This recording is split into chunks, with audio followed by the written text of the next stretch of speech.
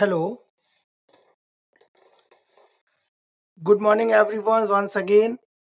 हम पढ़ रहे हैं ब्लॉक 4 यूनिट 6 एल्डरली केयर, जिसमें हम पढ़ रहे थे कि ऑर्गन सिस्टम्स जो होते हैं उनमें क्या क्या चेंजमेंट आता है ड्यूरिंग द एल्डरली एज में। ठीक, तो इसके लिए हमने कुछ सिस्टम्स के बारे में पढ़ लिया था।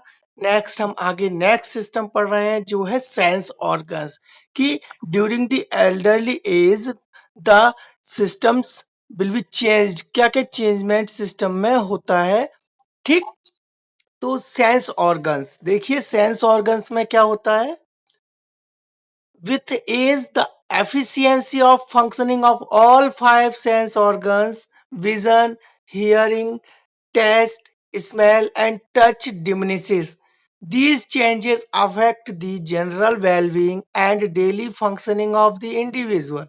Means एज के अकॉर्डिंग जैसे जैसे एज बढ़ती जाती है, तो एज के साथ ही जो हमारे सेंस ऑर्गन्स होते हैं, 5 सेंस ऑर्गन्स होते हैं, उनकी फंक्शनिंग, उनकी एफिशिएंसी भी क्या होती जाती है, कम होती जाती है।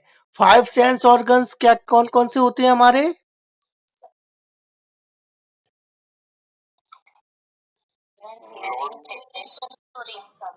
स्क्रीन शो नहीं हो रही क्या? चलिए रुकिए, किसको शो नहीं हो रही है स्क्रीन? नाम बताएं अपना। रिंकू किराड़े, रुको फिर मैं दोबारा से एक बार दोबारा से शेयर कर रहा हूँ।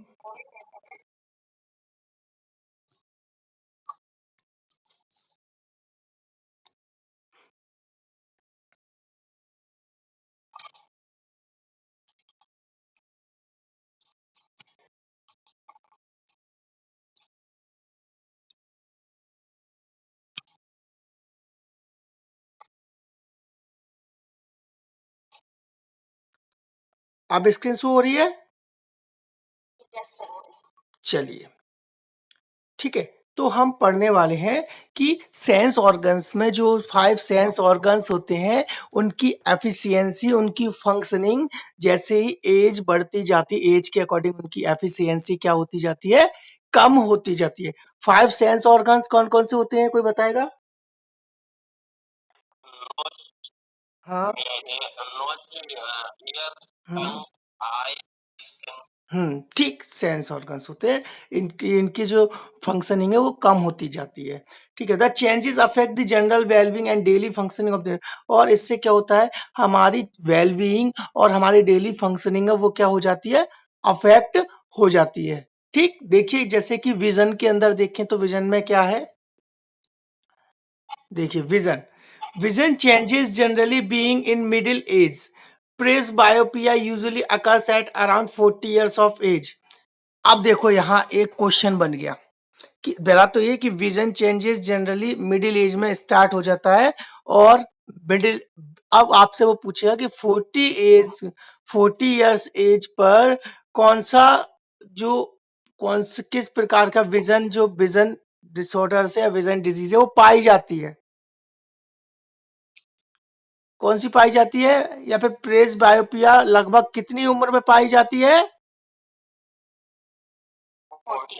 40 ईयर्स। ठीक है, नेक्स्ट आगे देखिए, द पीपल नीड ग्लासेस और कॉन्टेक्ट लेंसेज टू रीड, और जो व्यक्ति है उसको पढ़ने के लिए, जैसे न्यूज़पेपर पढ़ना है या किसी देखने के लिए, उसे क्या होता है, लेंसेज की जरूरत पड़ती है या फिर ग्लासेस की जरूरत पड़ती है। Older adults also have experienced increased sensitivity to glare, dry eyes, impaired night vision and reduced color discrimination। और इसके साथ ही क्या होता है, जो ओल्डर एडल्ट होते हैं उनमें भी बहुत सारी चीजें वो लोग एक्सपीरियंस करते हैं, फील करती हैं जब उनकी एज बढ़ती जाती है, जिसमें है कि उनको गिलियर जो है चमक, वो उससे उसके प्रति सेंसिटिविटी उनकी बढ़ जाती है। इसके साथ ही उनकी ड्राई आईज हो जाती हैं, विजन लॉस है, नाइट में विजन है वो इम्पेयर्ड हो जाता है। इसी के साथ में कलर का डिस्क्रिमिनेशन कर नहीं पाते हैं वो, कि कलर किस प्रकार का कलर है वो उसको पहचानने में थोड़ी सी उन्हें प्रॉब्लम होती है। ओके, प्रेस बायोपिया, हाँ। किसी को पहले मुझे ये बताओ, प्रेस बायोपिया किसी को पता है क्या होता है? किसी को नहीं पता। प्रेस बायोपिया आई से रिगार्डिंग एक डिसऑर्डर है। इसके अंदर क्या होता है, जैसे ही व्यक्ति की एज 40 के समथिंग पहुंचती है तो उसको लेंसेज की जरूरत पड़ती है रीड करने के लिए। उसे क्या है, ना तो ज्यादा दूर का दिखता है ना तो ज्यादा पास का दिखता है, मीडियम देखने के लिए उसे क्या होता है, लेंसेज जो, तो उसे बोलते हैं प्रेस बायोपिया। ठीक है। जैसे कि मान लीजिए किसी व्यक्ति को वैसे सही साफ दिखता है, लेकिन न्यूज़पेपर पढ़ने के लिए उसे लेंस लगाने की जरूरत पड़ती है। न्यूज़पेपर पढ़ने के लिए उसे ग्लासेस, क्या गोगल्स पहनना पड़ता है। That is called presbyopia. समझ में आया? ओके, आगे देखिए। Adequate vision is necessary for the safety of the individual's visual problems can lead to a loss of ability to perform ADL and IADLs। ठीक है। तो जैसे विजुअल विजुअल प्रॉब्लम्स है वो लीड करती हैं loss of ability to perform ADL and IADLs. अब इनका कोई परफॉर्म बता सकता है मुझे? एडीएल एंड आईएडीएल बता सकता है कोई प्रॉब्लम? हाँ हाँ, वेरी गुड। और दूसरा और बताओ गुप्ता जी। इंस्ट्रूमेंटेड, हाँ, instrumented assisted daily activity. Okay, अभी हम पढ़ेंगे आगे, इसको आगे पढ़ेंगे, ठीक है। Next, the person becomes socially isolated, which may lead to depression and a decreased quality of life। और इसके साथ ही सोशल आइसोलेशन होता है, डिप्रेशन हो सकता है, एंड क्वालिटी ऑफ लाइफ है वो थोड़ी सी क्या हो जाती है, डिक्रीज हो जाती है। Visual impairment also increases the risk of falls, which is turn may cause fractures requiring hospitalization and rehabilitation। और due to visual loss, the injuries and accidents should be occur। okay, हो सकती है जिसमें कि fractures हो सकता है and the patient should be admitted in the hospital and hospitalised and rehabilitation. Okay, अब हम बात करते हैं hearing. Hearing changes related to aging also can have a major impact on independence, safety, and quality of life of the people. More than one third of people over 65 and half of the over 85 suffer from hearing loss। और क्या है, hearing loss भी एक major impact है, एक major जो age के according hearing loss होती है वो एक इम्पैक्ट डालती है किसी व्यक्ति की लाइफ पर। ठीक है। More than one third of people over 65 years and the half of the those over 85 years और समथिंग। और जो one third of the people over 65 years से एज के ऊपर के जो लोग हैं उनमें वन थर्ड, और जो 85 ईयर्स से ऊपर है उनमें हाफ जो पीपल्स रहते हैं उनमें जो आधे पीपल होते हैं उनमें हियरिंग लॉस हो जाती है या होने के चांस ज्यादा हो जाते हैं। ठीक। Hearing impairment can also limit social interactions and can lead to depression amongst the elderly। और hearing जो impairment है वो क्या करता है, social interactions को कम कर देता है और साथ में ही जो person है उसमें depression भी और क्या कर सकता है, cause कर देता है। ठीक है। Because of the atrophy of taste buds, taste sensation। अब साथ में देखिए क्या है और देखते हैं हम कि because of the atrophy of the taste buds, मैंने आपको दो वर्ड पढ़ाए थे, हाइपरट्रॉफी एंड हाइपरप्लेजिया पढ़ाया था। क्या कह रहे हो, नहीं पढ़ाया? हाइपरट्रॉफी एंड हाइपरप्लेजिया पढ़ाया था क्या?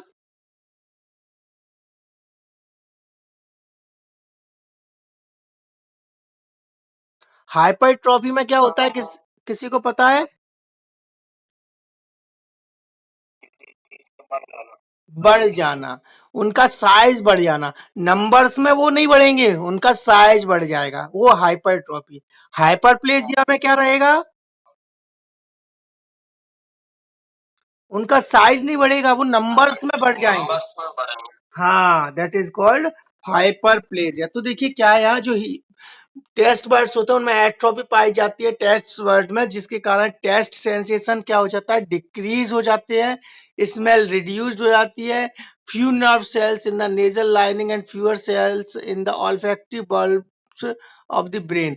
उसमें से जो हमारी नोज में और ऑल्फैक्टरी जो कुछ सेल्स होती हैं वो क्या हो जाती हैं, डिक्रीज हो जाती हैं।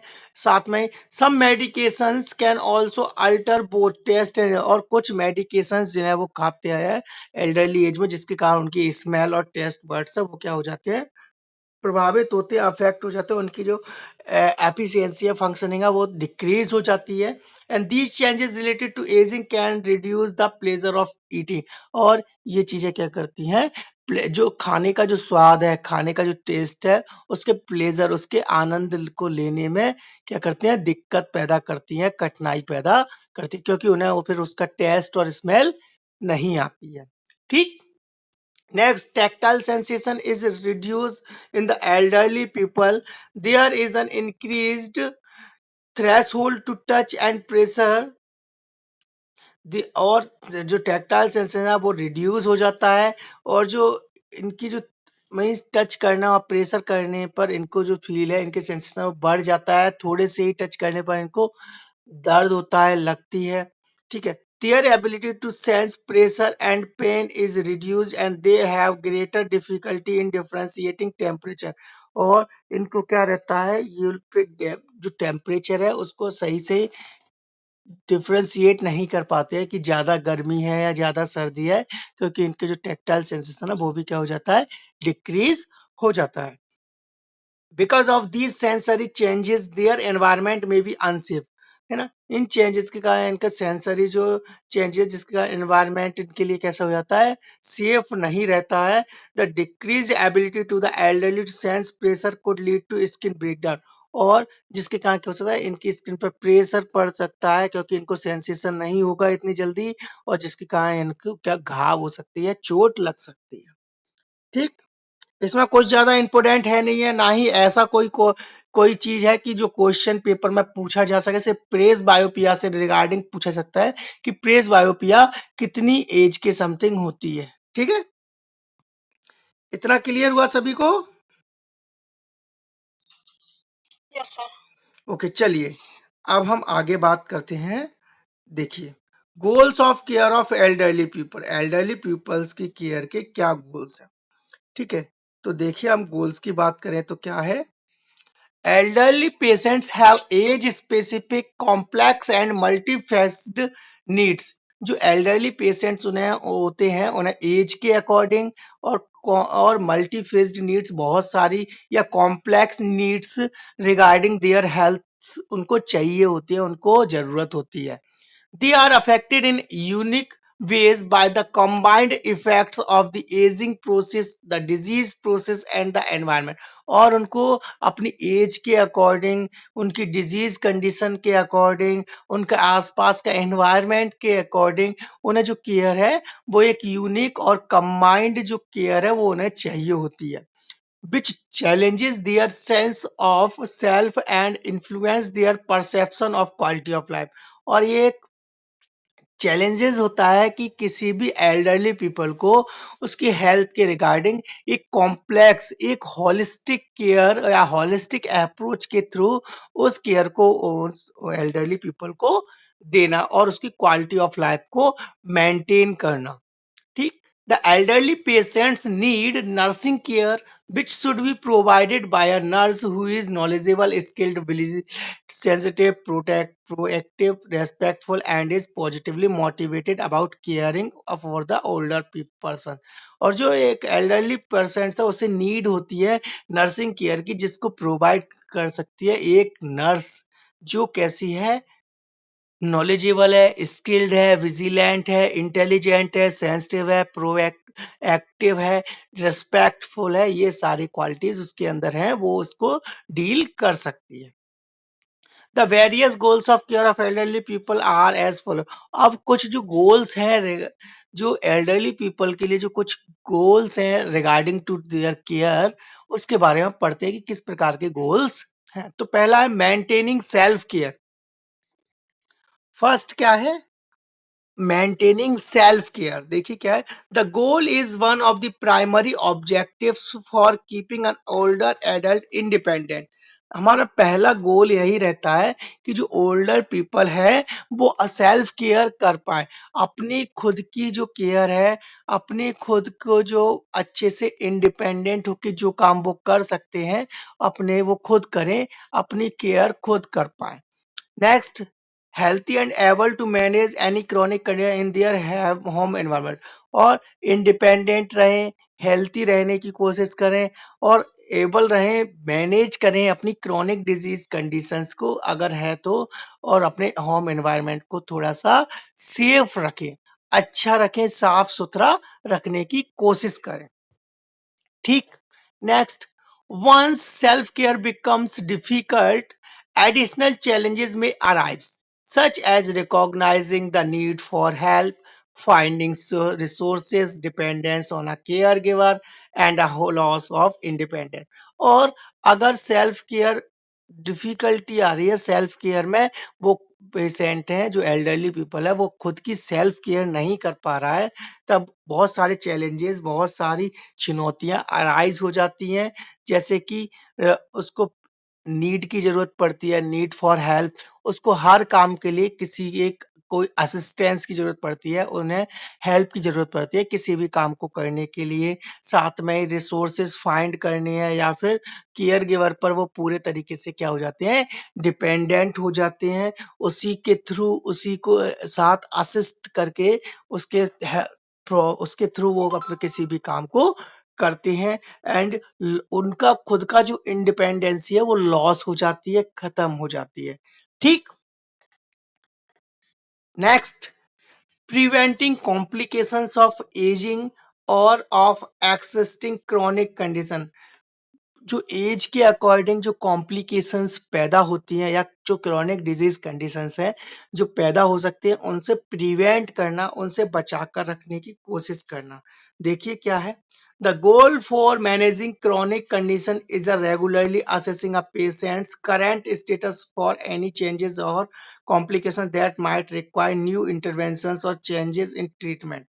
तो हमारा गोल यह भी है कि मैनेज करना कि जो एल्डरली पीपल से किसी प्रकार की कोई कॉम्प्लिकेशंस या फिर किसी भी प्रकार की कोई क्रोनिक डिजीज ना हो। ठीक है, अगर है तो उसे मैनेज करना, उसके इंटरवेंशंस तैयार करना और क्या क्या ट्रीटमेंट में किस प्रकार के चेंजेस की जरूरत है उनको देखना। ठीक। To address this goal, communication with the healthcare team is important, as well as educating the patient and family to verify understanding and importance of management goals.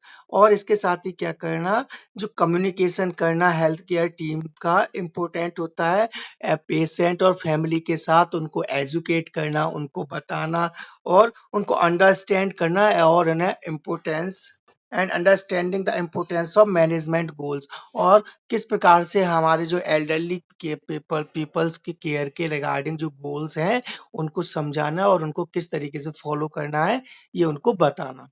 ठीक। नेक्स्ट है डिलेइंग डिक्लाइन। डिलेइंग डिक्लाइन इसमें क्या है, older adult should be carefully monitored for any decline, और older people में किस पर carefully हमें मॉनिटर्ड करना चाहिए कि उनमें किस प्रकार की डिक्लाइन, किस प्रकार की कमी आ रही है। ठीक। गोल्स में include addressing strength and physical ability as well as promoting and reinforcing healthy behavior and appropriate self care strategy। और हमारा गोल्स में क्या और क्या इंक्लूड है कि उसकी जो पेशेंट है उसकी स्ट्रेंथ, उसकी फिजिकल एबिलिटी को प्रमोट करना, दोबारा से रीइंफोर्स करना, उसको हेल्थी बिहेवियर उसका डेवलप करना, एंड अप्रोप्रिएट जो सेल्फ केयर है उनकी उन स्ट्रेटजीज को तैयार करना कि वो कोशिश यह करे कि खुद अपनी सेल्फ केयर कर पाए और बिहेवियरली वो कैसा रहे, मेंटली वो अपने आप को हेल्थी रखे। ठीक है, ओके। इसमें कोई भी चीज इतनी इंपॉर्टेंट नहीं है जो एग्जाम में पूछी जाए, बस ये हमें ये पढ़ना है। ठीक है। नेक्स्ट, अब देखिए अब क्या है, activities. Activities achieving the highest possible quality of life. Highest जो क्वालिटी ऑफ लाइफ है उसकी पॉसिबिलिटी को अचीव करना, कि जितना हो सके उतनी हम अच्छी से अच्छी क्वालिटी ऑफ लाइफ उस पेशेंट को प्रोवाइड कर सके। ठीक है। Each individual will have personal goals that are important to their quality of life. और एवरी इंडिविजुअल के कुछ पर्सनली गोल्स बनाए जाते हैं जो उसके ही रिगार्डिंग रहते हैं, और उनको जितना हो सकता है उतना उन्हें अचीव करना, जितना हो सकता है उतनी उनकी क्वालिटी ऑफ लाइफ को इम्प्रूव करना, ये पॉसिबल हो सके उतना। ठीक। Next, these may be based on the values and beliefs of each person. ठीक है। Care providers should address each individual's goals on a personal basis. ठीक है। इसमें क्या है, जब भी हम कोई भी केयर देते हैं तो उस पेशेंट की जो वैल्यूज हैं, उसकी जो रिचुअल्स हैं, उनको ध्यान में रखकर, उनके बिलीफ्स को ध्यान में रखकर हमें उसे केयर प्रोवाइड करनी होती है। साथ में ही उस इंडिविजुअल की पर्सनल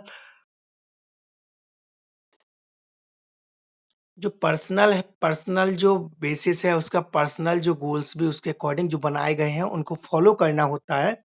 एंड साथ में ही a discussion about quality of life is important to address with the patient each time there is a change in health style.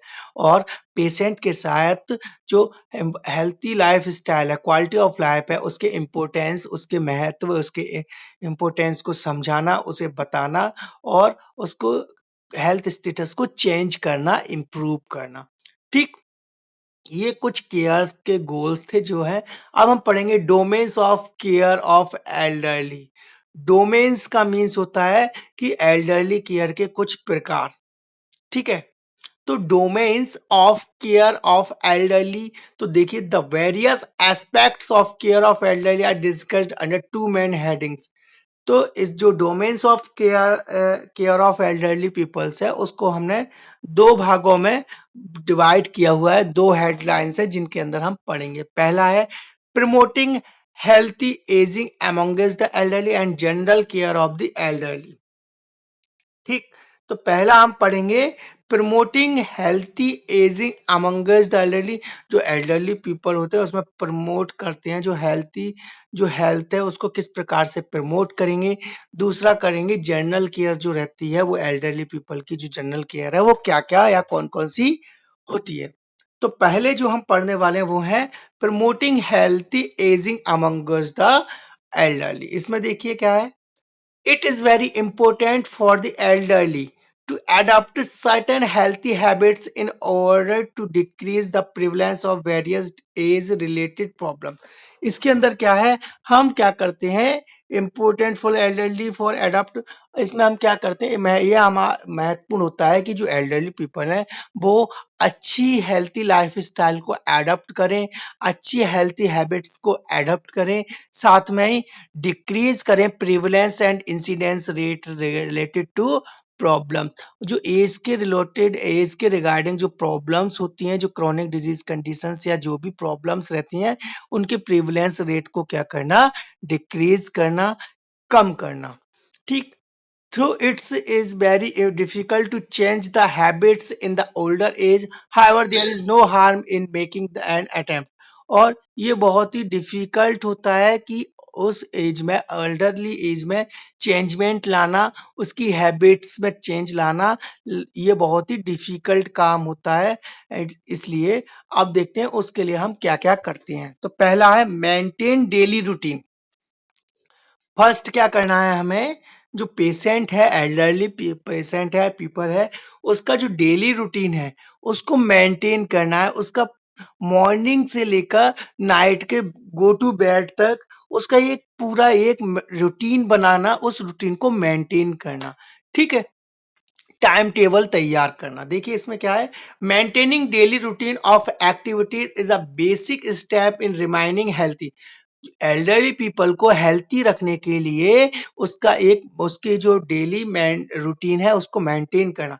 Important points है, इनको याद रखना, यहां से क्वेश्चन बन सकता है। किस प्रकार से, मैं अभी आपको बताऊंगा। ठीक है। तो देखना, हेडिंग्स तो आपको याद ही रखनी है। ठीक। They should be asked to fix a time for each activity during the day, और उसके दिन में क्या किस टाइम पर किस प्रकार की एक्टिविटी को कंडक्ट कराना है, फॉलो करना है, इसका हमें क्या करना चाहिए, पूरा एक डेली रूटीन प्लान तैयार कर देना चाहिए या करना चाहिए। जैसे eating, napping during day, going for sleep at night and getting up in the morning, exercise, walk, entertainment, religious activity etcetera, कि किस टाइम पर क्या करना है, ठीक है, किस प्रकार की एक्टिविटी को कंडक्ट करना है।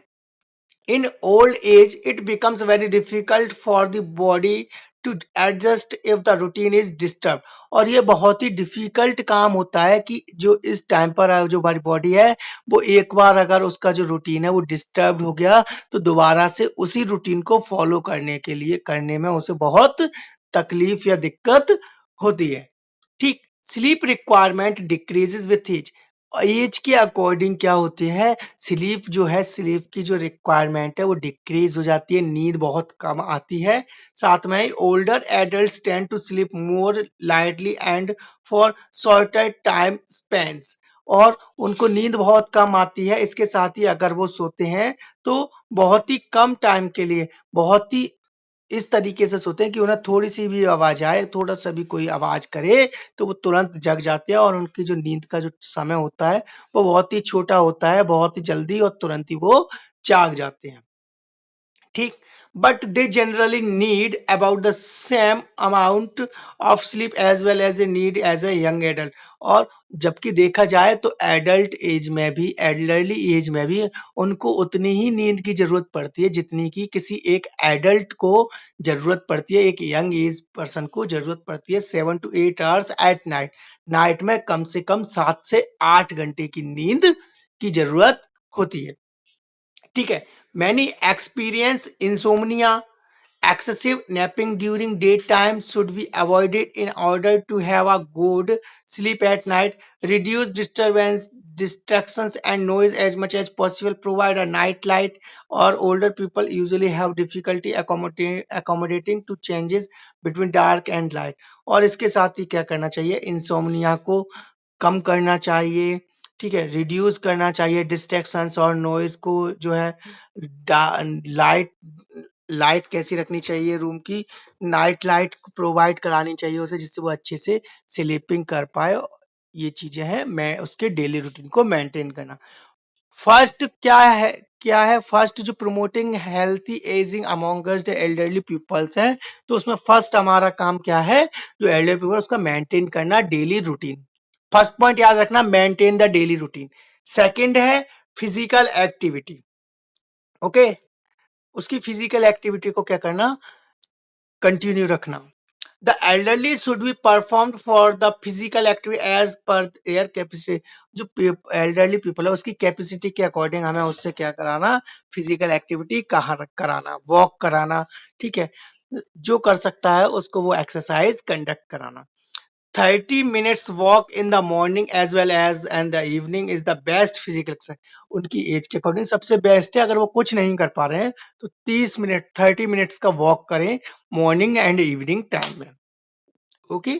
इसके साथ ही this should be accompanied by someone while going out, और जब वो ऐसे बाहर वॉक करने जा रहे हैं तो किसी को साथ में लेकर जाएं, अकेले ना जाए, ठीक। And straining and exertion due to physical activity should be avoided, और कोई भी ऐसी ऐसी एक्सरसाइज, ऐसी कोई फिजिकल एक्टिविटी ना करें जो स्ट्रेन पैदा करे, और या फिर वो क्या करे कि सांस, जिसमें आप उनकी जो सांस है वो फूलने लगे, इस प्रकार की किसी भी प्रकार की कोई एक्सरसाइज वो ना करें। And certain light yogic exercise should also be promoted, और लाइट जो योगाज हैं, लाइट प्रकार के जो योगाज हैं, योगा है, उनको भी वो कर सकते हैं। पहला था हमारा maintain daily routine life, the second one follow the physical activity, then third one is personal hygiene. पर अब देखिए मैं इसमें ज्यादा अंदर नहीं पढ़ रहा, अंदर कुछ भी नहीं है। पर्सनल हाइजीन में क्या करेगा, वो क्या करेंगे, पेशेंट की जो एल्डर केयर उनकी पर्सनल हाइजीन को मेंटेन करेंगे, चाहे वो असिस्टेड हो चाहे नॉन असिस्टेड हो, ठीक है। उनको हम पर्सनल हाइजीन को मेंटेन करने की कोशिश करेंगे, जिसके कारण क्या है, जो डिजीज कंडीशंस पैदा हो सकती हैं due to poor personal hygiene, वो कम से कम रहे, इन्फेक्शन की जो चांसेस है वो कम से कम हो, डिक्रीज हो जाए, और वो एक अच्छा हेल्थी जो एनवायरनमेंट है उन्हें मिले और वो हेल्थी रहें। ठीक है, इसमें ज्यादा कुछ पढ़ाना बताना है क्या डिटेल में? ओके, चलिए नेक्स्ट आगे देखते हैं। Social activity. अब हम बात करते हैं सोशल एक्टिविटी के बारे में। तो देखिए, सोशल एक्टिविटी क्या करना है, loneliness leading to depression is quite common in old age. अब यहां से ये भी क्वेश्चन शायद हमारे एग्जाम में आया था कि ओल्डर एज में लॉनलीनेस क्या रहती है, बढ़ती है कम हो जाती है? आपने देखा होगा जो बूढ़े पुराने लोग होते हैं हमारे घर में, उनको देखना, वो क्या है, अपने आप को अकेला महसूस करते हैं। उन्हें लगता है कि उन्हें ना तो उनका बच्चा, ना जो उनकी जो बहू है वो टाइम नहीं दे रही है ना, उनसे कोई बात ही नहीं करता, उन्हें अकेला अकेला खाली खालीपन सा महसूस होता है, जिसके कारण उनमें क्या अराइज हो जाता है, डिप्रेशन हो जाता है। हाँ, encourage the elderly to remain socially active by involving themselves in certain activity। तो वो क्या करते हैं, वो एक्टिवली इन्वॉल्वमेंट करते हैं, सोशल इंटरेक्शंस बढ़ाते हैं, सोसाइटी में एक्टिव पार्टिसिपेशन करते हैं, सोसाइटी में एक्टिविटीज में ज्वाइन करते हैं, जो कोई भी ज्वाइनिंग करते हैं, कोई एनजीओ, सोसाइटी का कोई ग्रुप, समाज के साथ वो अपने इंटरेक्शन बढ़ाते हैं, जिसके कारण उनमें क्या हो, सोशल एक्टिविटी और सोशल इंटरेक्शंस बढ़े और उनमें लॉनलीनेस और डिप्रेशन की कंडीशन है वो अराइज ना हो। ठीक, this will help utilizing their life long experiences and maintain their physical and mental health, और जिससे उनकी फिजिकल और मेंटल हेल्थ भी कैसी रहे, अच्छी रहे।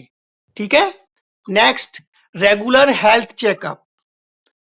रेगुलर हेल्थ चेकअप करना है, the elderly should be encourage for regular health checkup, they should undergo all the investigation at least once in a year, और कम से कम उनको साल में एक बार सारा अपना पूरा कंप्लीटली फिजिकल चेकअप कराना चाहिए।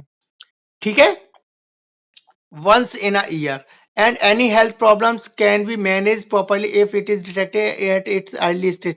और अगर किसी भी प्रकार की कोई भी प्रॉब्लम डिटेक्ट होती है इनिशियल स्टेज में, अर्ली स्टेज में, तो उसको क्या करना है, उसको मैनेज करना है, अच्छे तरीके से उसको मैनेजमेंट करना है। ठीक, नेक्स्ट लास्ट जो है वो है अवॉइडिंग पॉली मेडिकेशंस।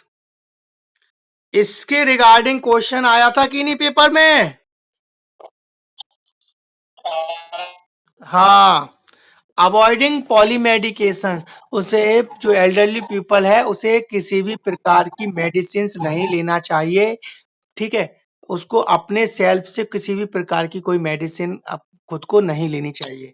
देखिए, poly medication against is quite common in old as.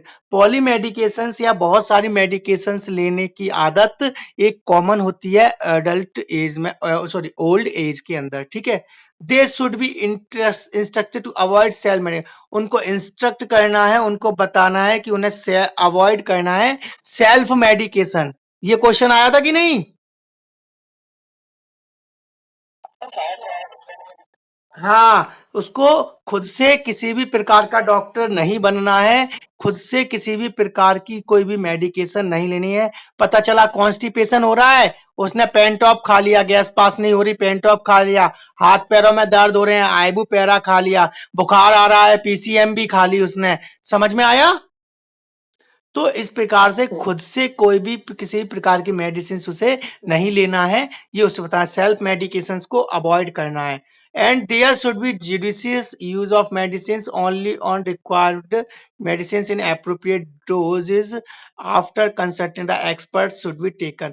और हमें क्या करना है इसके लिए, अगर किसी एक्सपर्ट या किसी डॉक्टर ने जब प्रेस्क्राइब्ड किया है तभी उन मेडिकेशंस को लेना है, बिना किसी फिजिशियन के प्रेस्क्रिप्शन के कोई भी मेडिकेशंस नहीं लेना है। ठीक है,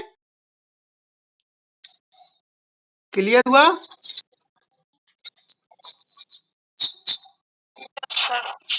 ओके। अब यहाँ से वो आपसे, हाँ बोलो। उसमें दो,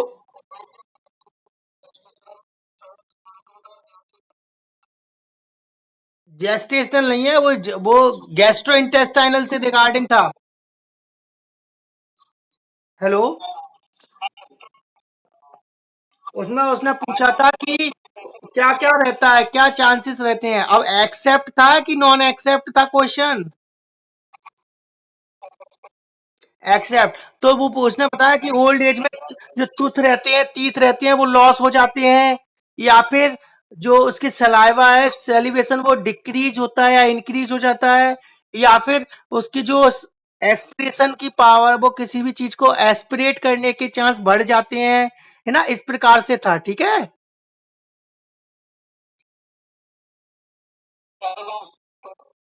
क्या?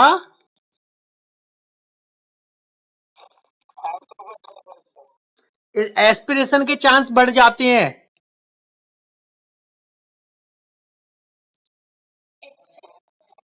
अभी हम क्वेश्चन,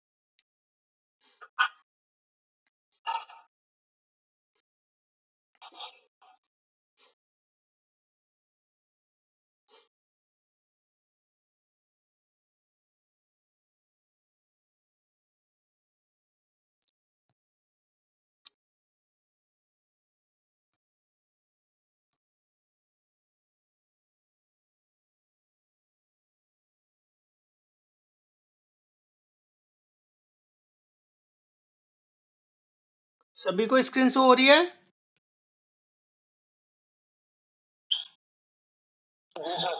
ठीक है। यहां से ये याद रखना, जो हमने पॉइंट्स पढ़े हैं, इनमें से पॉइंट्स में से वो आपको एमसीक्यू पूछ सकता है। ठीक है, इंपोर्टेंट है। हाँ। हाँ कौन सा? हाँ हाँ बोलो।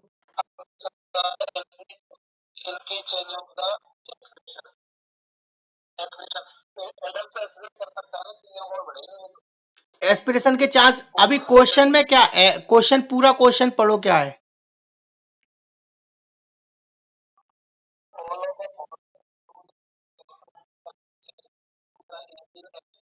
हाँ, एक्स है, मीन्स इनमें से कौन से जो और जो गैस्ट्रोइंटेस्टाइनल रिलेटेड जो भी दिए गए हैं, उनमें से कौन सा एक्सेप्ट है, कौन सा नहीं पाया जाता। ठीक है। ओके, ऑप्शन बताइए। हाँ, टीथ लॉस पाए जाते हैं, पहला क्लियर। दूसरा? Second option? सिलेवरी सीक्रेशंस क्या होते हैं? रुक जाओ, रुको रुको विचित्र, रुको। हाँ, बाकी के दो ऑप्शन और बताइए।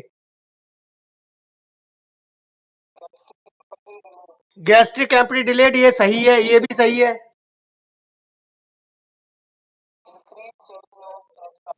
हाँ, एस्पिरेशन के चांस भी बढ़ जाते हैं, जो आपने सेकंड ऑप्शन बताया है ना, जो सैलाइवेशन है, वो इंक्रीज नहीं होता, डिक्रीज होगा। ठीक है, सेकंड वाला सही है।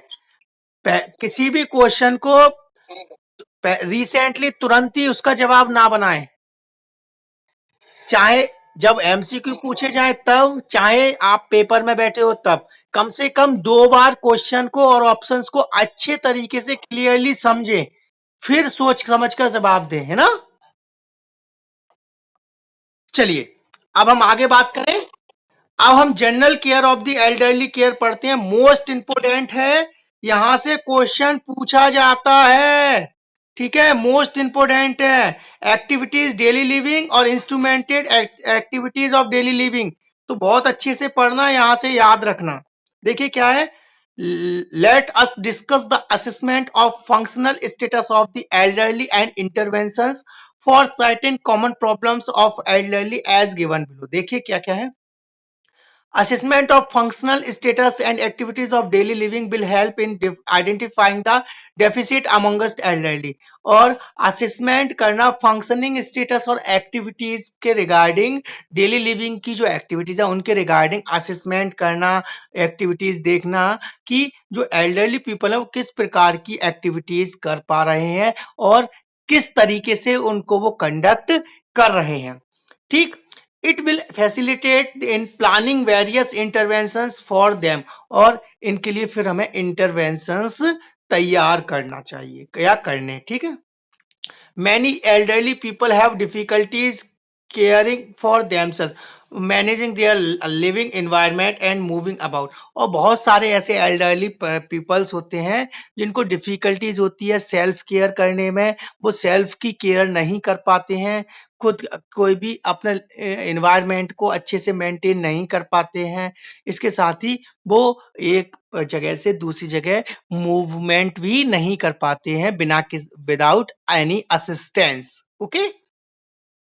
तब this impacts their functional performance, और ये चीजें क्या करती हैं, उनकी जो फंक्शनल जो परफॉर्मेंस है, एक्टिविटी जो परफॉर्मेंस है उसको क्या करती हैं, डिक्रीज करती हैं, उनको प्रभावित करती हैं, ठीक। The two commonly used tools to assess their functional performance are activities of daily living and instrumented activities of daily living skills। और इसके लिए हमने दो प्रकार के पैमाने तैयार किए हैं, स्केल्स तैयार किए हैं कि जो एल्डरली पीपल है वो किस प्रकार की एक्टिविटीज और किस तरीके से कर रहा है, with activities of daily living कर रहा है वो बिना किसी इंस्ट्रूमेंटेड या असिस्टेंस के कर रहा है, या फिर जो डेली एक्टिविटीज कर रहा है वो किसी इंस्ट्रूमेंटेड या असिस्टेंस के साथ में कर रहा है। तो देखिए क्या क्या है, bathing, dressing, eating, transferring from bed to chair, continence and toileting, these are the activities of daily living. ये जो एक्टिविटीज हैं ये नॉन असिस्टेंट एक्टिविटीज है, इस प्रकार की एक्टिविटीज में वो किसी प्रकार का कोई भी असिस्टेंस या इंस्ट्रूमेंट यूज्ड नहीं कर रहा है फॉर द एक्टिविटी, ओके। यहां से वो पूछ लेगा, in all these following points the activities of daily living except, जो ये पॉइंट्स दिए गए हैं इनमें से कौन सी एक्टिविटीज डेली लिविंग एक्टिविटीज नहीं है। ऑप्शन सुनना, option A bathing, option B eating, option C toileting, option D cooking. Cooking समझ में आया? तो ये आपको याद रखना है कि ये मोस्ट इंपोर्टेंट है कि एक्टिविटीज डेली लिविंग एक्टिविटीज कौन सी है बिना किसी असिस्टेंस के। अब देखिए, अब हम देखते हैं instrumental activities of daily living, इस प्रकार की एक्टिविटी जिनमें कोई इंस्ट्रूमेंट का यूज कर रहा है वो असिस्टेंस करने में, या किसी व्यक्ति की जरूरत पड़ रही है उसे असिस्टेंस की, तो अब हम बोलेंगे instrumental activities of daily living. देखिए क्या है, ड्राइविंग और मैनेजिंग अदर ट्रांसपोर्टेशन, ड्राइविंग वगैरह करना उसके लिए असिस्टेंस, शॉपिंग के लिए असिस्टेंस, कुकिंग में, using the telephone, managing finances, taking medications, house cleaning and laundry, ये जो एक्टिविटीज हैं ये इंस्ट्रूमेंटल एक्टिविटीज। अब वो आपसे पूछेगा यहां से कि in the general care of elderly in in all these following points the instrumental activities of daily living should be accept, इनमें से कौन सी प्रकार की जनरल केयर है जो एल्डरली की वो instrumented activities of daily living में नहीं आती है। Option A shopping, option B managing finance, option C house cleaning, option D transferring from bed to chair.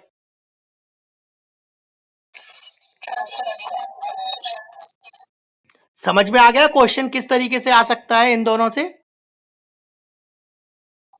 चलिए अब हम आगे बढ़ते हैं, ठीक है।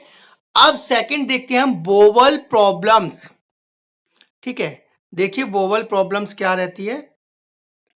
Constipation is one of the most frequent problems of the older peoples. जो ओल्डर पीपल्स होते हैं उनमें कॉन्स्टिपेशन की प्रॉब्लम्स कॉमन कॉमन प्रॉब्लम्स है जो पाई जाती है, ठीक। It becomes a source of frustration if they do not pass stool in the morning.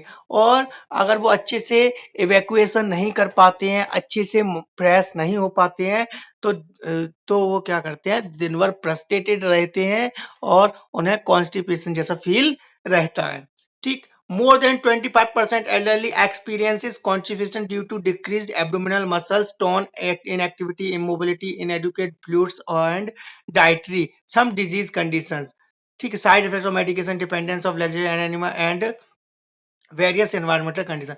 और मोर देन जो 25% से ज़्यादा जो एल्डरली पीपल्स रहते हैं उन्हें एक्सपीरियंस होता है कॉन्स्टिपेशन का। अब देखिए यहाँ वो कॉन्स्टिपेशन का क्या क्या कारण हो सकते हैं। What is the reasons behind the constipation. याद रखना, यहां से क्वेश्चन वो बनाकर पूछ सकता है कि इनमें से किस प्रकार का रीजन या कौन सा कॉजेज नहीं होगा कॉन्स्टिपेशन का। तो हमें पता होना चाहिए कि कॉन्स्टिपेशन जो है वो उसके क्या क्या कारण होते हैं। पहला होता है to decrease abdominal muscles tone. Abdominal जो मसल्स हैं उनकी जो एक्टिविटीज है, उनकी जो टोन है उसका कम हो जाना, मींस पेरिस्टाल्टिक मूवमेंट का डिक्रीज हो जाना। क्लियर। सेकेंड, इनएक्टिविटी, इमोबिलिटी, किसी प्रकार की कोई एक्टिविटी नहीं करना, कोई मोबिलिटी नहीं करना। इनएडुकेट फ्लूइड और डाइटरी मींस प्रॉपर अच्छे से फ्लूइड नहीं लेना, डाइटरी फाइबर्स की डाइट का ना लेना। इसके अलावा सम डिजीज कंडीशंस, किसी भी प्रकार की कोई बीमारी होना related to GI tract. Next, side effects of medication, बहुत ज्यादा मेडिकेशंस लेना, उन मेडिकेशंस का साइड इफेक्ट होना। एंड डिपेंडेंस ऑन लैक्सेटिव्स और एनिमा, इतने ज्यादा एनिमा और लैक्सेटिव्स यूज किए हैं कि अब वो उनके डिपेंडेंस हो गए, उनके डिपेंडेंट हो गए हैं, बिना उनके वो अच्छे से इवैक्यूएट नहीं कर पाते हैं। दीज आर और कुछ एनवायरमेंटल फैक्टर्स, सम वेरियस एनवायरमेंटल फैक्टर, ये कुछ फैक्टर्स या कॉजेज हैं जो कॉन्स्टिपेशन अराइज करते हैं या कर सकते हैं एल्डरली पीपल्स में। क्लियर हुआ। यहां से वो क्वेश्चन पूछ सकता है, मैं फिर कह रहा हूं याद रखना कॉन्स्टिपेशन के क्या क्या कॉजेज हो सकते हैं, ठीक है। चलिए आगे देखिए, certain general measures to avoid constipation.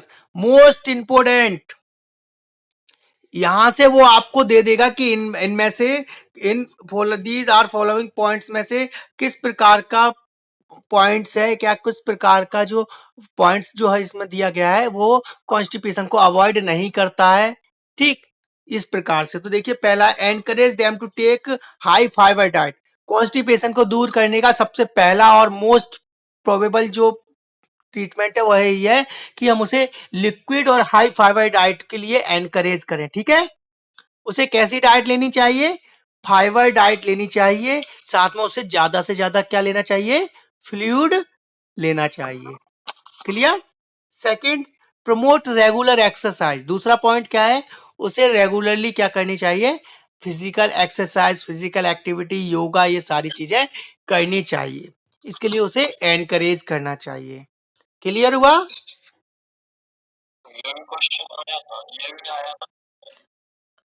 अगर नहीं भी आया था तो आने के मोस्ट चांस है, मोस्ट इंपोर्टेंट है और आएगा ही, इसीलिए याद रखना इसको बहुत अच्छे से, ठीक है। नेक्स्ट देखिए इसके आगे फिर क्या है,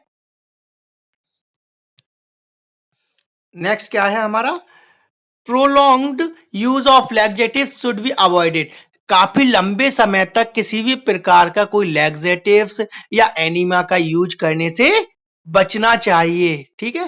next, increase the fluid intake giving considerations to cardiac status. और मैंने पहले ही बताया था कि हाई फाइबर डाइट और लिक्विड डाइट क्या कर देनी चाहिए, बढ़ा देनी चाहिए, ठीक है। नेक्स्ट, यूज सपोजिटरीज, जो ग्लिसरीन और डल्कोलैक्स वगैरह है इनका कम से कम यूज करना चाहिए, ठीक है। Next, add stool softeners if required, अगर जरूरत है तभी स्टूल सॉफ्टनर्स का यूज करना चाहिए, नहीं तो स्टूल सॉफ्टनर्स का भी यूज नहीं करना चाहिए। Next, assist the individual in sitting on a commode और toilet commode with the side arms may be helpful, provide privacy but do not leave the elderly unattended, ठीक है। और असिस्टेड इंडिविजुअल को असिस्ट का अगर ऐसा है कि असिस्टेंस की जरूरत है तब उसे इस प्रकार की कोमोड टॉयलेट का प्रयोग कराना चाहिए जिसमें साइड साइड रेलिंग भी रहती है, तो उसको जो फॉलोइंग के चांस है, गिरने के चांस है, वो कम हो जाते हैं, ठीक। Next, after defecation, inspect the condition of the skin around the anus and determine the consistency, quantity and form of stool. और defecation के बाद में हमें स्किन, हाँ बोलो क्या हो गया, किसी को कुछ पूछना है?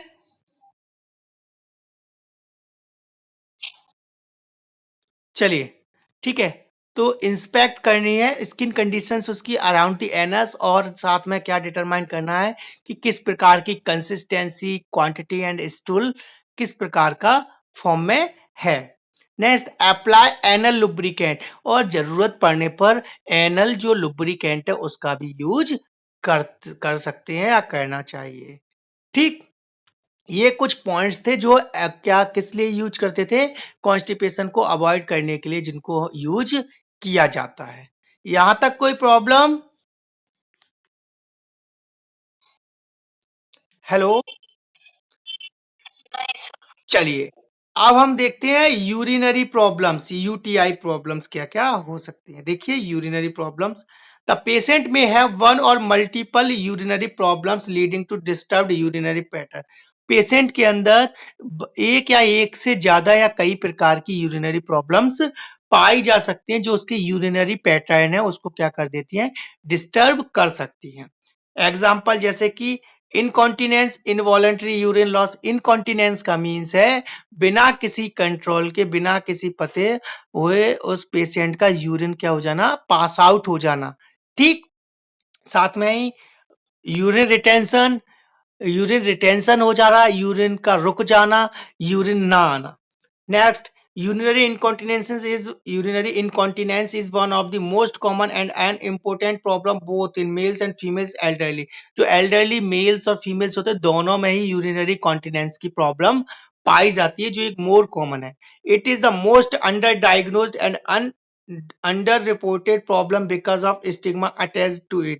और ये एक मोस्ट डायग्नोज्ड इसके हम डायग्नोज्ड कर सकते हैं, इसका हम पता लगा सकते हैं। And the various types of UI are stress urge mixed, और कई प्रकार की यूरिनरी इनकॉन्टिनेंस पाए जाते हैं, ठीक। जिन्होंने अभी एमएसएन में यूरिनरी सिस्टम से रिगार्डिंग मेडिकल एंड सर्जिकल में जो डिजीजेस पढ़ी हैं, साइन एंड सिम्टम्स पढ़े हैं, जो उसमें उन्होंने यूरिनरी रिटेंशन, यूरिनरी इनकॉन्टिनेंस पढ़ा होगा, पढ़ा है कि नहीं? चलिए, नहीं पढ़ा है तो हम आज फिर देखते हैं जो यूरिनरी इनकॉन्टिनेंस है वो कितने प्रकार का होता है और किस कौन कौन सा पाया जाता है। तो देखिए, यूरिनरी इनकॉन्टिनेंस कौन सा है। Stress urinary incontinence, urinary incontinence, mixed urinary incontinence, functional urinary incontinence. ये कुछ यूरिनरी कॉन्टिनेंस के टाइप्स हैं जिनको हम देखते हैं। पहला है stress urinary incontinence. It is the leakage of urine associated with decreased abdominal pressure from laughing, sneezing, coughing, climbing stairs, standing और लिफ्टिंग हैवी ऑब्जेक्ट। इसमें क्या होता है, stress stress urinary incontinence means जो हमारा एब्डोमिनल है उस पर किसी भी प्रकार का कोई स्ट्रेस पड़ता है, किसी प्रकार का दबाव पड़ता है जिसके कारण जो हमारा यूरिन है, जो एल्डरली पीपल्स है उनका यूरिन है वो क्या हो जाता है, लीक हो जाता है। जैसे कि कब कब, जब जैसे इंक्रीज हो गया, एब्डोमिनल प्रेशर बढ़ गया, जैसे हंस रहे हैं, खांसा, छीका, है ना, एक सीढ़ियां चढ़ते टाइम पे खड़े या कोई सी भारी चीज को उठा लिया, उस टाइम पर जैसे ही एब्डोमिनल प्रेशर बढ़ा जिसके कारण जो यूरिन है वो लीक हो गया, ठीक। The patient should be taught Kegels और पेल्विक फ्लोर एक्सरसाइज। ये क्वेश्चन आया था कि नहीं? अब वो आपसे पूछेगा कि हमारी जो कि जो यूरिनरी जो मसल्स हैं या फिर जो एनल्स की मसल्स हैं उनको स्ट्रेंथ बनाने के लिए कौन सी एक्सरसाइज करनी चाहिए, किस प्रकार की एक्सरसाइज हम पेशेंट को एडवाइज करेंगे। Option A Kegel exercise, option B pelvic floor exercise, option C both, option D none of these. Both मतलब दोनों एक ही है, दोनों का नाम एक ही है। पेल्विक फ्लोर एक्सरसाइज उसी को हम बोलते हैं कीगल एक्सरसाइज, जिसमें जो हमारा पेल्विक फ्लोर है, पेल्विक जो रीजन है उसकी जो मसल्स हैं उनकी स्ट्रेंथ, उसकी ताकत को बढ़ाने के लिए हम कीगल एक्सरसाइज करने के लिए पेशेंट को बोलते हैं। ओके।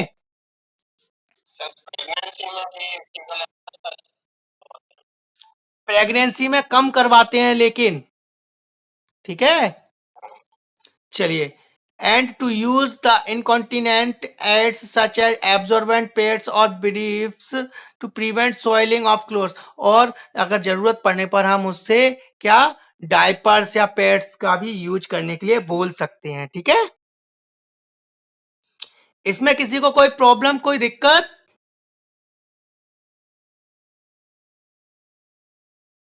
जवाब दें। चलिए, नेक्स्ट यूरिनरी इनकॉन्टिनेंस में देखिए, it is the involuntary leaking accompanied by और इमीडिएटली प्रोसेस्ड बाय अर्जेंसी। ये यूरिनरी इनकॉन्टिनेंस, इसमें क्या होता है, इसमें जो इनवॉलेंट्री लीक हो जाता है यूरिन बहुत बहुत ज्यादा अर्जेंसी होने के कारण, जिसमें उसे पता ही नहीं चलता, इतना अर्जेंट होता है कि वो टॉयलेट तक पहुंच ही नहीं पाता, वॉशरूम तक जा ही नहीं पाता, तब तक तो उसका जो यूरिन है वो लीक हो जाता है। ठीक। It is generally caused by uninhibited bladder contractions. इसमें क्या होता है, इसमें जो इनएबिलिटी आ जाती है कि उसका जो जो क्या है, जो उसका जो ब्लैडर है वो उसको कुछ टाइम तक के लिए होल्ड ही नहीं कर पाया यूरिन को, स्पिंक्टर लॉस हो गए, ब्लैडर की जो मसल्स है वो बहुत ज्यादा लूज हो गई, जिसके कारण उसको इतनी अर्जेंसी थी कि वो बाथरूम तक जा ही नहीं पाया, उससे पहले ही उसका यूरिन लीक हो गया। ठीक। that lead to leaking of urine. In men, this condition often is accompanied by urethral obstruction from benign prostate hypertrophy, hyperplasia. और ये मैन में ज्यादातर देखने को मिलता है ड्यू टू किसके कारण, जब क्या हो जाता है, जो प्रोस्टेट है उसका क्या हो जाता है, बेनाइन प्रोस्टेट हाइपरप्लेजिया हो जाता है, तब भी पीएच की कंडीशन आ जाती है, तब ये देखने को मिल सकता है मेल्स में, ठीक है। Next, mixed urinary incontinence. It is a combination of stress and अर्ज कॉन्टिनेंस। इस ये क्या है, जो स्ट्रेस कॉन्टिनेंस है और अर्ज कॉन्टिनेंस है जो अभी हमने पढ़ा यूरिनरी इनकॉन्टिनेंस, इन दोनों का मिक्सअप है, कॉम्बिनेशन है, ठीक है। It is marked by involuntary leaking associated with urgency and also with exertion effort sneezing and. और ये कब कब हो सकता है, जब इनवॉलेंट्री लीकिंग हो गया, पता ही नहीं चला, कंट्रोल ही नहीं कर पाया, या फिर जैसे ही एब्डोमिनल मसल्स पर प्रेशर पड़ा जिसके कारण जो यूरिन है वो लीक हो गया। जब अर्ज स्ट्रेस यूरिनरी इनकॉन्टिनेंस और अर्ज यूरिनरी कॉन्टिनेंस दोनों का मिक्सअप है, उसे हम किस प्रकार का इनकॉन्टिनेंस बोलते हैं?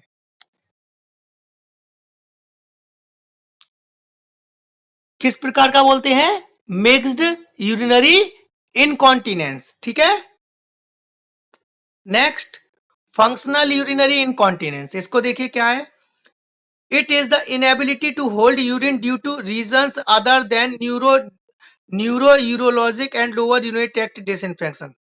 इसमें क्या होता है, फंक्शनल यूरिनरी इनकॉन्टिनेंस में जो इसमें क्या रहता है, इनएबिलिटी रहता है, यूरिन को होल्ड नहीं कर पाता है, जिसका रीजन क्या होता है, यूरोलॉजिकल और जो यूरोलॉजिकल या फिर लोअर यूरिनरी ट्रैक्ट का डिसफंक्शन के रिगार्डिंग कोई भी उसे प्रॉब्लम नहीं होती है। ये दिक्कत होती है उसकी डिलीरियम, साइकेट्रिक कोई डिसऑर्डर है, यूरिन इन्फेक्शन है या इम्पेयर्ड मोबिलिटी है, जिसके कारण उसका यूरिन लीक हो जाता है। उसके ब्लैडर में वहां कोई उसकी मसल्स में रिगार्डिंग उसमें कोई दिक्कत नहीं रहती है, उसको न्यूरोलॉजिकली साइकोलॉजिकली कुछ प्रॉब्लम्स होते हैं जिसके कारण उसका यूरिन लीक हो जाता है। That is called functional urinary incontinence. It occurs when the patient has either physical or psychological factor that impair the ability to go to the toilet. और ये क्या है, फिजिकल और साइकोलॉजिकल कुछ फैक्टर्स या कुछ एबिलिटीज जो इम्पेयर्ड हो गई हैं जिनके कारण वो टॉयलेट तक नहीं जा पाता है और उसका यूरिन बीच में ही लीक हो जाता है। ठीक है, example a patient who is wheel chair bound और हैज डिमेंशिया। ऐसे कि कोई पेशेंट है वो व्हील चेयर पर बैठ बंधा हुआ है या फिर वो कैसा है, किस प्रकार का डिमेंशिया से गुजर रहा है, तब उस टाइम पर उसको पता ही नहीं चला जब तक उसका क्या हो गया, यूरिन लीक हो गया। That is called functional urinary incontinence.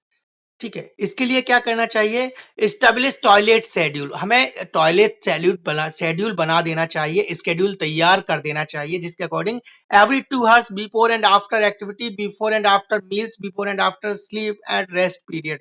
और हर 2 घंटे बाद हमें उसे क्या करना चाहिए, यूरिन के लिए ले जाना चाहिए, यूरिन पास कराने के लिए लेना चाहिए। ठीक है, कोई भी एक्टिविटी कराने से पहले और उसके बाद में, किसी भी प्रकार का मील्स खाना खिलाने से पहले और बाद में, और सोने या रेस्ट के पीरियड के टाइम के पहले और बाद में हमें क्या है, उसका शेड्यूल होना चाहिए कि हर every two after the 2 hours we should going for the voiding.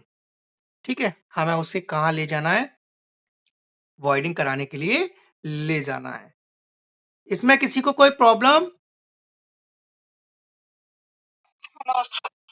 Okay, इसके साथ ही आगे क्या है, provide easy access to toilet, उसे इजीनेस के साथ टॉयलेट तक पहुंचाना। Next, provide patient with the clothes which are easy to wear, उसको इस प्रकार के कपड़े पहनाना कि जिन्हें वो आसानी से खोल सके और जल्दी से उनको क्या कर सके, पुट ऑफ कर सके। ठीक, next, ensure adequate fluid intake, adequate fluid उसको देना। इसके साथ encourage patient to void bladder irritant such as caffeinated beverages, alcohol and artificial sweetener. Patient को एनकरेज करना और अवॉइड कराना कि ब्लैडर इरिटेंट्स को ना ले, जैसे कैफिनेटेड जो चाय कॉफी वगैरह कोल्ड ड्रिंक्स वगैरह, इन चीजों का कम से कम वो यूज करे। Next, inspect genito perineal area daily, उसका जो जेनिटो पेरिनियल एरिया है उसको इंस्पेक्ट करना डेली, उसको देखना, इंस्पेक्शन करना। Next, educate the patient and the caregiver regarding UI urinary incontinence that is not inevitable और शेमफुल, और पेशेंट को बताना और उसकी फैमिली को एजुकेट करना, उसकी केयर गिवर को एजुकेट करना कि यूरिनरी इनकॉन्टिनेंस किसी भी प्रकार की शेमफुल कंडीशंस नहीं है। ये एक पेशेंट को बताना कि ये एक नॉर्मल ये एक कंडीशंस है, इसको हम किस तरीके से इसको दूर कर सकते हैं। ठीक है, patient education should be individualised involving care givers and others, और पेशेंट को इंडिविजुअली एडवाइस करना चाहिए, उसे एजुकेट करना चाहिए, केयर गिवर और उसके फैमिली मेंबर्स को एजुकेट करना चाहिए। एजुकेशन प्रमोट्स करना, early and more effective management क्या है वो बताने चाहिए उसे। If may reduce physical psychological and social limitations दस इंप्रूविंग क्वालिटी ऑफ लाइफ, और अगर वो फिजिकल साइकोलॉजिकल और सोशल जो लिमिटेशंस है उनको रखेंगे तो वो इसको अच्छे तरीके से इम्प्रूव कर पाएंगे क्वालिटी ऑफ लाइफ को, और साथ में यूआई से भी प्रिवेंट कर पाएंगे। That is the some reasons for the prevention of UI. Okay, समझ में आया?